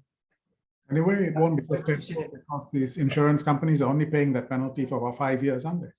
Yeah, it will not be sustainable. Yeah. Okay, so just to come back to the question about the healthcare, the service commission, how do we get the government to agree to form the service commission? Take out the service conditions of healthcare professionals from the JPA and have an independent service commission. Is that possible? Well, I mean, of course, it's possible, but how do we persuade the government to do it? I think Dr. Subra will know the mechanisms on how this to be done. If you go back to the political will, if they want to do that, there's so many commission has been set up. I think if there is no anybody in the current government or Indian administration try to block that, I think they should be able to set up the commission as soon as possible. Why they can set it up for the police, for the teachers? Why can't we do it for health? I mean, MMA has been pushing for it for so long, but it has not been taken seriously by the main organization of our health system, which is the MOH. MOH must be the entity that actually become the sort of the promoter for this. If it is not, we are not able to influence Ministry of Health to actually promote this at a higher level, then we will not be able to have this commission. Prof, I think as a Ministry of Health is, as far as you know, is very open to the idea of doing it because it's also its in own interest. So I think moving forward, Ashok, actually what we should do now, given the COVID crisis, I think you have to capitalize on this, right? Given the COVID crisis and the fact that it has actually brought in a lot of stresses on the health system, it is up to the medical bodies. I think this is to be a united call. I think whether MMA initiates it anyway, you must get everybody, all those organizations which are representing the medical profession as such, not only MMA, all the other bodies, including the Academy of Medicine and all those chapters, together and look here, health reforms in this country have been talked about for many years. I mean, Prof said 6 times. I know it's more than 6 times, but it never went through because health was very closely linked the politics and the political leadership. And the reforms only lasted as long as the political leadership lasted, and beyond which it cannot last. So if at all you want to see health reforms and for it to see the light of day, it has to be out of that ambit, and it has to go beyond the limitations of politics. And for that to happen, all these professional bodies should go and actually represent to the government, say, look here, there is a need for a health services commission, which will also be related to see how the entire structure of the health system is going to change so that it will be sustainable in the long term. COVID has taught us a lesson, and from that lesson we learn and we're going to part. So it's an idea. I think the time is right.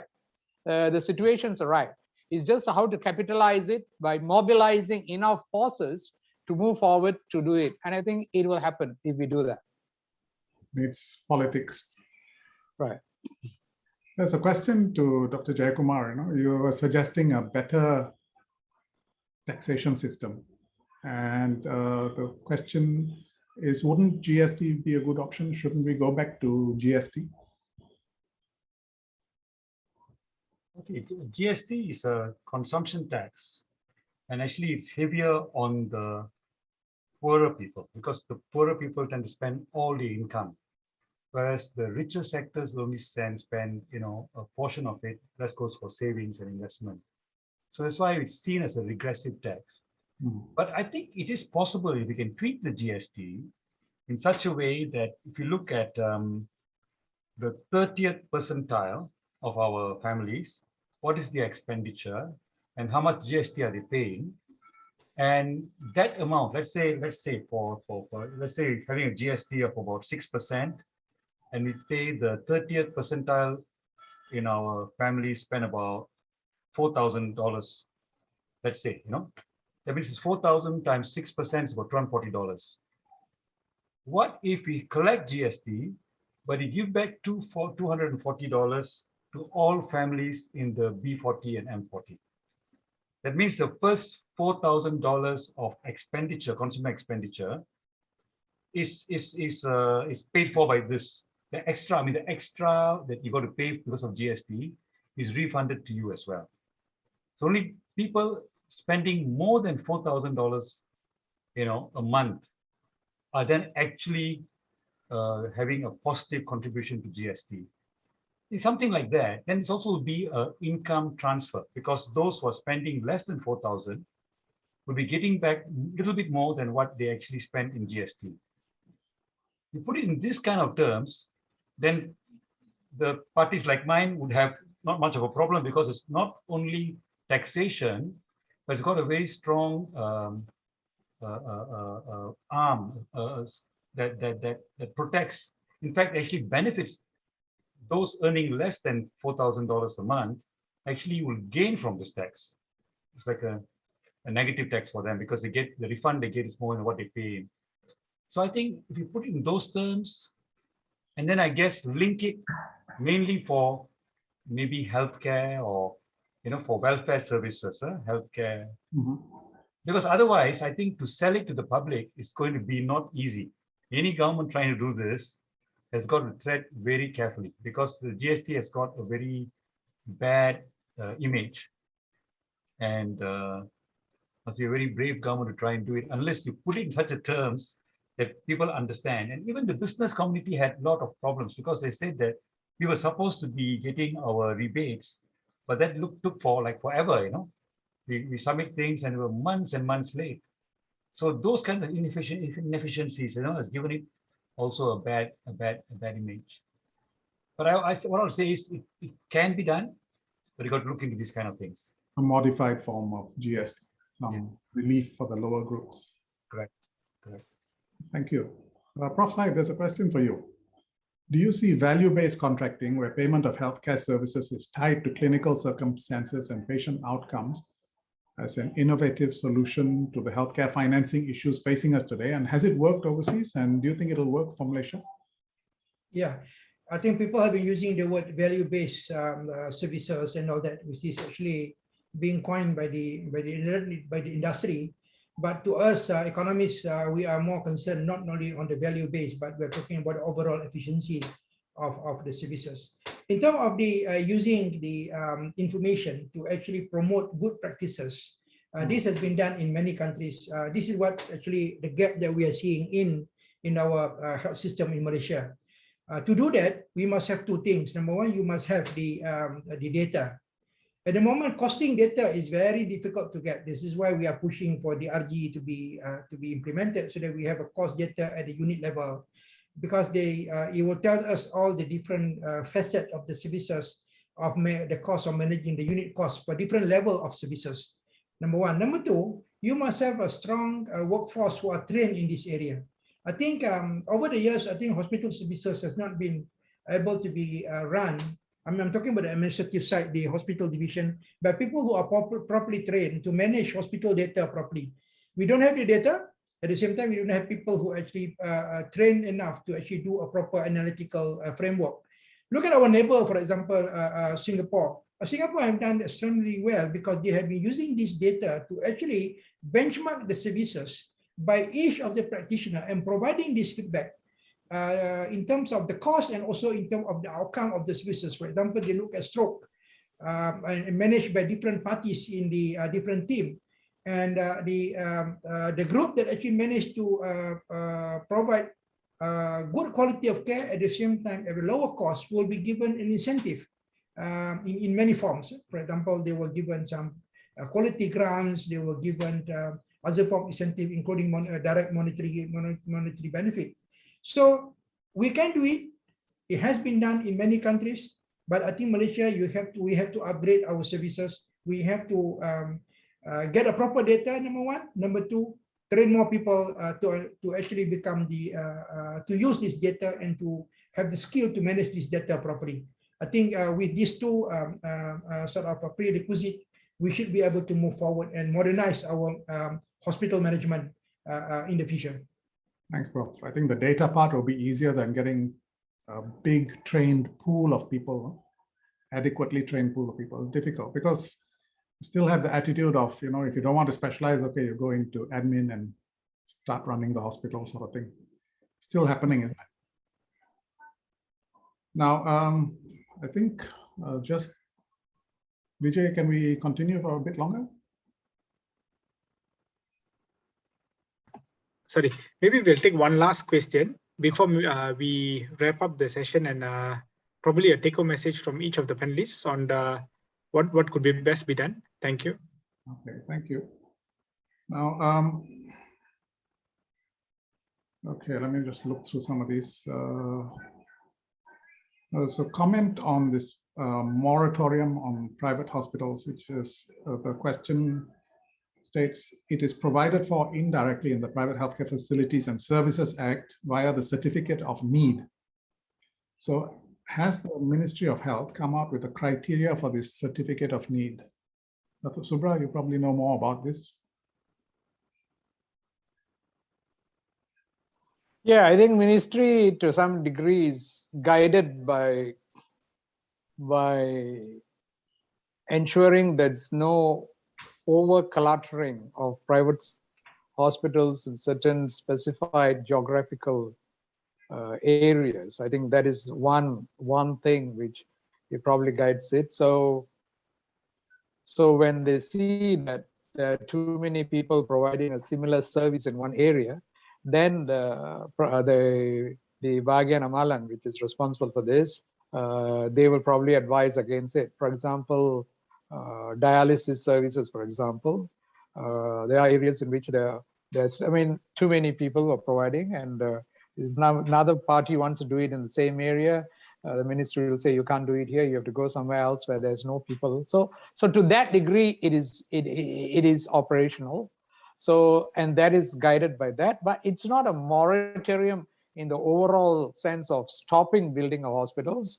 So it is more geographical. So if you go maybe 10 or 20 kilometers away where there's no private hospital, probably they say allow you to do it. So that will not be exactly what Kumar is saying. So that it is there, but it is essentially the principle behind it. You don't pinch each other's patients, and then and avoid unhealthy kind of competition, which might cause a problem. For example, in areas like dialysis, a lot of the patients they're actually subsidized by the government. It's either by SOCSO or by the Ministry of Health. So if there are too many people very close to each other, then this fear is that there might be this unhealthy competition. So it's to avoid that this is done. So yes, there is, but it's not in that type of thought as what Kumar said just now, but more into ensure that there's a distribution over a wider period of time, wider geographical space. But at the same time, are there really set criteria like, okay, for this population, you can only have this number of hospital beds, or is it more or less up to the discretion of the person who is doing the licensing process? I think the criteria is essentially what I said just now, not much more precise declare. Unless these are things beyond my knowledge, I'm not very sure. Sounds a bit dangerous. Right. Okay. Too much power. Just one more question, I know. So there's a question about whether we should amend the relevant acts and say all medical schools in Malaysia must have their own training hospitals, not sharing training facilities, say, with government hospitals. So would that help to reduce the number of medical schools and at the same time reduce the burden on government hospitals because they will take some patients as well? And maybe it also will help with the private postgraduate programs instead of just relying on the government to provide postgraduate training. So I'd like the opinion of all the panelists on this. So I'll start with Dr. Subra. Well, I think many private medical colleges probably keen to do this, but the issue is not so much in putting up the hospitals, but how to run it. It is the long-term running. If they become a private hospital structure, so you need to identify this. Where are they going to be registered under? Are they going to be registered under the Private Healthcare Facilities Act, or are they going to be registered under the Ministry of Higher Education, like what University Hospital or UKM Hospital are going to be registered? I think this legal aspect has to be decided. So if they're going to be under the Private Healthcare Act, then they essentially become a private hospital. So in which that will not serve the purpose of what they're going to do. But if they come under the Ministry of Higher Education, then of course is how are they going to run it? Who is going to fund them?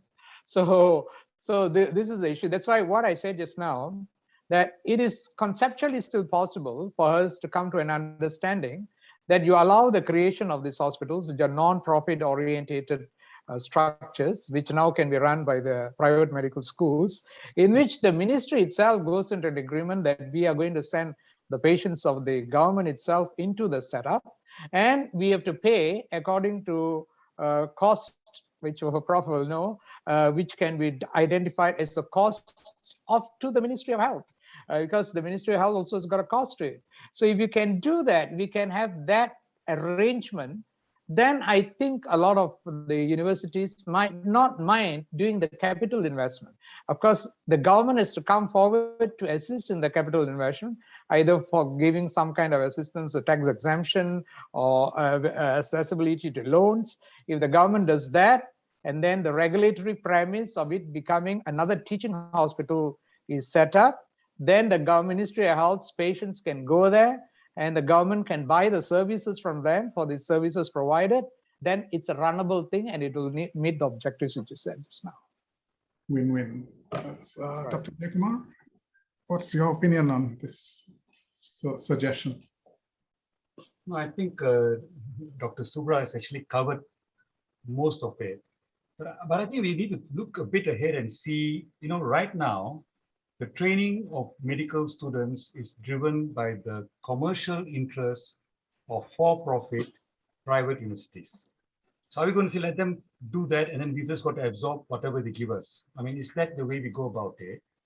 Or do we do what Dr. Subra said, about the Ministry of Health, Ministry of Education, looking how many teachers do we need and projecting that, and using that that'll be fairer to the people going in, because if the government allows private universities to take up students, I think the parents and the students have a certain expectation that there'll be jobs for them, because you allowed me to go and spend so much money and get my education. At the end of it, you say, sorry, I don't have a job for you. That also is unfair. So I think there's got to be some degree of forward planning, so that the number of medical seats that are allowed is tailored to the needs of our country. And of course, I mean, we already said we need more hospitals, we need more services and all that. Taking all that into consideration, let's say right now, the positions are constrained by the lack of funds. But if we are able to increase our budget closer to the 4% of GDP over time, then what is the need then of doctors in that kind of scenario? And we use those kind of projections to guide the intake into private. And that's the way you should go about it. Instead of allowing them to go ahead, based completely largely on profit considerations, commercial considerations, and the rest of us have got to hold the baby after that. So I don't think that's on, is it? And the other thing I think we've got to look at on the topic is that the existence of the revolving door, where senior people in the Ministry of Health, Ministry of Education, Ministry of Higher Education, Ministry of Finance, and they end up into the private colleges, where they can then lobby for places, for quotas, and for MQAs and all that. You see, so these are things that we got to look at. I mean, you're talking about the government being the regulator, but what are we doing to ensure the regulator is not captured by the commercial sector, by the private sector? These are issues we've got to look at as well, because part of the reason why we're having so many, too many doctors is because there was a revolving door. Senior people in the Ministry of Health ended up in senior positions in the private colleges, and they lobbied for places, and they lobbied for PTPT and loans. That's a weakness. I think we need to identify these weaknesses and then see what needs to be done about it. Yep. In fact, I think the MOH should have a lot more say on the setting up of colleges. Right now, it seems the MOHE just blank check to some of these people. So, Prof, Yeah. what do you think about this private hospital? Having a regulation or some form of mechanisms to ensure that the private colleges to have their own teaching hospital is not a bad idea, actually. Because in that way, you actually will be able to attract people who are really with serious investor to come in. At the moment, if you look at the private universities that are training doctors, some of them are poorly financed. Some of them do not have enough capacity to actually manage. They attract very few people. The quality is going to be affected, but they got a very strong political support. That's why they survive until today. And this is something which is should not happen in our health system. I think I like this idea.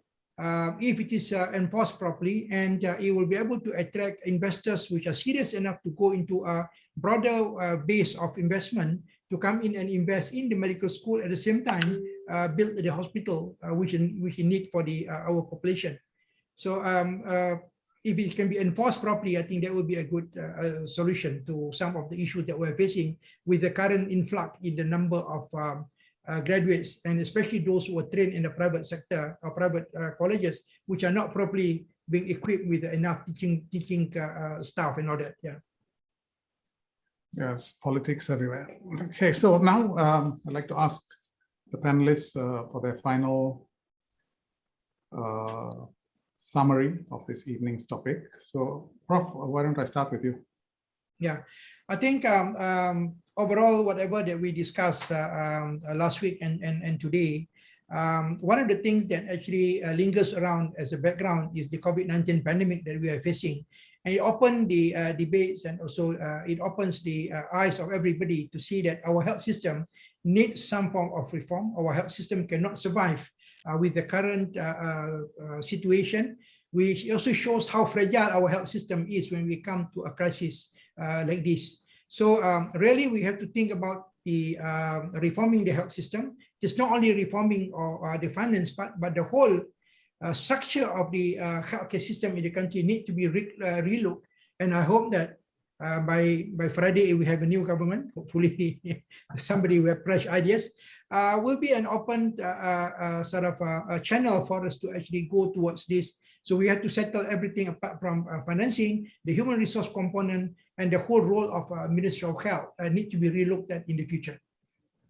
I think that's my take-home message here. Thanks, Prof. And I hope you're not being too optimistic about new government. Okay, Dr. Jayakumar, your take-home message, please. Okay, my take-home message is that the healthcare system is a very important determinant of the nature of our society. You know, do we show we are a caring society? Is there solidarity between the rich and the poor? Are we a humane society? And so I think a healthcare system is very important. And we damage ourselves as a society, as a nation. We don't have a good healthcare system. So that's the first point. And I think it's very clear that at 2% of GDP, we cannot provide the services that we need. We need to build it up maybe to 3%, maybe to 4% of GDP over time, you know. And I think we shouldn't let short-term limitations be taken as a long-term constraint. I mean, short-term, you know, our budgetary, our government revenue is limited and we can't increase it too fast. But I think, like I talked earlier regarding the race to the bottom in ASEAN, for example, you know, wage suppression in the country. These are long-term issues that we've got to talk, and we've got to lobby, and we've got to build an understanding, say, in ASEAN to stop the race to the bottom, and whether we can all increase corporate taxes a little bit, at least stop the downward slide and increase it over time. And we can also say that actually increases aggregate demand in ASEAN. It helps all our businesses. Actually, it's a win-win situation. So I think we've got to start lobbying. That'll take time. That can be done for next year's budget. But just because it can't be done by next year, we can't put it off the table and say, oh, we're only going to have 2% of the budget till the end of time. No, 2% of GDP at the end of time. We need to have, and so I think we've got to think about things like that. And I think the last point I'd like to make is that we've got to be very careful about what World Bank and IMF has been feeding us, because they've got a very pro-business, neoliberal kind of worldview, where they think government shouldn't provide too much of services. Government should just only regulate and pass laws regarding legislation and let the private sector, because they believe that the private sector can provide all goods and services more efficiently than the government sector, whether it's education, prison services, hospitals, transport, whatever. And they may not be right as far as healthcare is concerned. So I think we've got to be a little bit careful about the experts from the World Bank and IMF. So I think there's a lot of things we've got to think about. And I'd like to thank SCOMOS and MMA for having this very interesting set of discussions. Thank you. Thank you, Dr. Jayakumar. And now, Dr. Subra. Okay, thanks, Ashok. I think I'll just come more from a conceptual point of view rather than going to specific details which we already discussed. I think we have to accept that since independence until now, in general, we have had a good health system, right? I mean, we did very well against communicable diseases, our indices for things like infant mortality, maternal mortality, we have done extremely well. Lifespan has come up from 55 to about 74 since independence to now. So what I'm trying to say, and at the same time, as the natural changes occur in any society, our health system is also facing stresses and issues and challenges. So we need to recognize, look here, we have done extremely well, but now to continue on, we have the challenges and we need to resolve this. And to resolve these challenges in ideas, one, we need a platform. And this is something which I've already alluded to just now. We need a platform, whether it's going to be the Ministry of Health, with the current political platform or another platform. So I think it is essential that that platform is created to look at these issues very, very objectively, which are the new stresses. In so doing, I don't think we should destroy all the things which we have gained so far and which is giving us benefit, but actually build up on it so that it becomes a better system. So that is very, very important. And then look at some specific things which we know are not right. For example, one thing is very, very important. I think I'll be quite frank about it. In this country, Ministry of Health has been race blind all this while in terms of provision of services, in terms of structure, in terms of even the human resource part of it. And we need to ensure that in these changes, this kind of encroachments don't come into dilute what the Ministry of Health has always stood for in terms of meritocracy and equality to everybody in providing for services. So under that principles and the weaknesses which are there, for example, in our procurement, there are some policy weaknesses in our procurement. I don't want to state it too openly, but we all know these policy weaknesses in the procurement, which is related to a social agenda, but of course it affects the Ministry of Health. So this has to be looked in very, very seriously. These are the changes we look.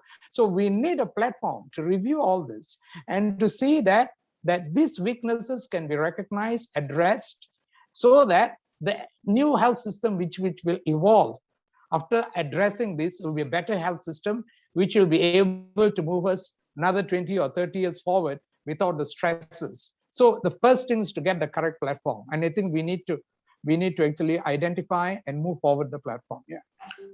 Thank you very much. That's very enlightening. And it's very true. I mean, I think all of us as doctors know that our public healthcare system is excellent. We all came through there. We all have a deep affection for it. And like you say, it is remarkably egalitarian, race blind. We all work together very well, and we all work for all the patients. We don't care who the patient is, and we do a good job of it. And I think that we must never lose. And when we change our healthcare system going forward, I think every step has to be an improvement. We cannot take 2 steps back and say, okay, just hang on, we'll do better in a few years. We have to make every step an improvement. And it's the only way that people are going to accept restructuring of the healthcare services. Every step must give you something better. Just to conclude, I would like to suggest to MMAs, COMOs, PPS, that this is a huge topic. And when we are able to gather together, maybe we should have a 2 or 3 day symposium with eminent speakers and experts like our current panelists and others, and really give time for a lot of people to come and give their views. I'm very sorry to those people who asked questions, which I was not able to ask the panelists. It's just the time is limited. So I'd like to suggest that once this MCO is over, we go straight ahead and organize a Congress. So thank you very much, and back to you, Vijay. Thank you, thank you. As you said, Dr. Ashok, eminent experts and speakers, I think I have to personally, and also on behalf of the Malaysian Medical Association, thank our 3 speakers, Dr. Subramaniam, Prof. Dr. Shade, Muhammad Al Junaid, and also Dr. Michael Jayakumar, and of course, Dr. Ashok as well, for spending the time. I think we were supposed to start at the first session at 8:30 and finish by 10. We didn't. We were supposed to start the second session at 8:15 and finish by 10. Yet we didn't. But I think the effort put in and the time and sacrifices, especially with their busy schedules, I must thank all our speakers and moderators. And I believe that if I had a choice, I would have a part 3, part 4. I really personally feel that health economics isn't something that can be discussed over a day. And I think your suggestion, Dr. Ashok, has to be taken into account. And before we end the session, if we could just have a group photo of the panelists alone. Ika, if you could just take the photo. Okay, one moment. Okay, 1, 2, 3. One more. 1, 2, 3. Okay, thank you. Okay, thank you everyone for coming, and also thank you for all the speakers for spending your time and giving your best. I think we really we all got something out of this. I believe we all got something out of this, and I must thank you all once again. And we hope we can see each other physically when we can. Thank you everyone, and stay safe. Thank you. Thanks. Thank you. Thanks, Well panelists. done. Congratulations. Yeah. Thank you all. Thank you. Meet up again. Bye. Yep.